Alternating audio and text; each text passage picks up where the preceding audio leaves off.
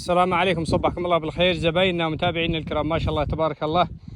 اليوم عندنا هذه الفسائل البالغة، أحجام طيبة ومثمرة من هذه السنة، صقعي ومجدول وبرني، ما شاء الله تبارك الله، لا أحد زبايننا في الدمام، ما شاء الله تبارك الله، أحجام طيبة وبالغة.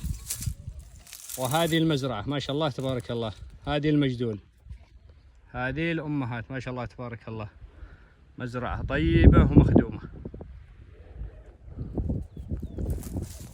الله يبارك لك أبو عبد الله، ما شاء الله تبارك الله، شيء طيب وبالغ وقشع طيب، عروقه فيه.